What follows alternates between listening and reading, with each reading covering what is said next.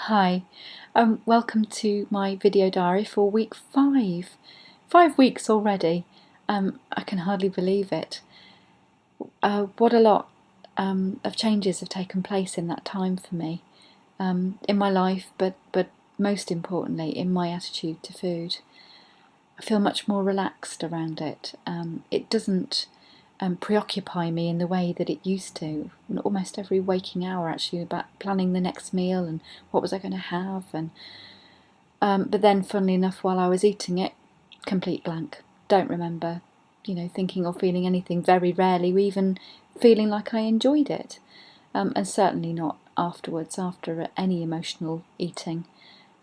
So now I feel where I would have said I was someone that I enjoyed my food.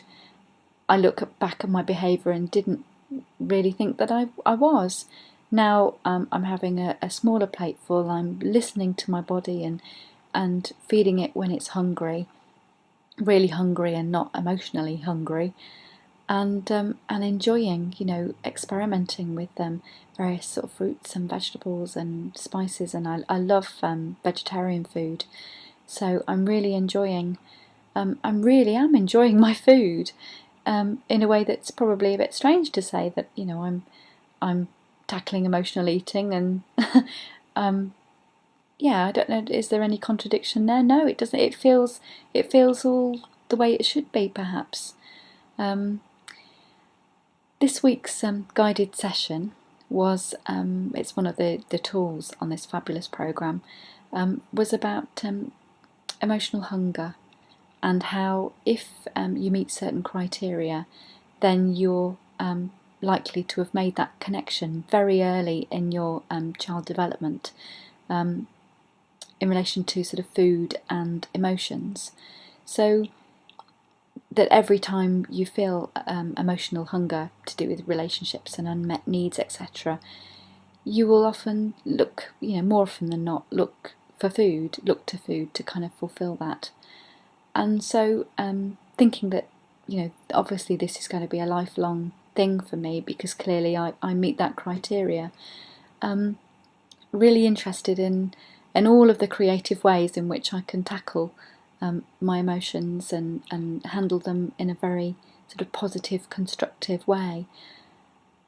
It was interesting reading about defence mechanisms this week and how they serve a great purpose in all our lives, but actually how if we employ them without really thinking about the impact they have on other people, it can affect the flow of the relationship. And that really struck a chord with me. What am I presenting to others? Am I presenting the best parts of me? And why am I keeping some people too close and some people further away? And it's been a good week for making really strong connections with people who I love. And so it's I feel really good that actually this program's not only helping me feel better, look better. I do feel like I'm benefiting all round, and that can only really be a good thing. Life is a journey for learning. That's what I believe, and it's just brilliant. I'm looking forward to next week. I've definitely going to have some temptations on the horizon, so it'll be interesting to see. A bit like Carissa, she also mentioned that she's got some celebrations ahead. Me too, so it will be interesting to see how we both cope with that. Thanks very much.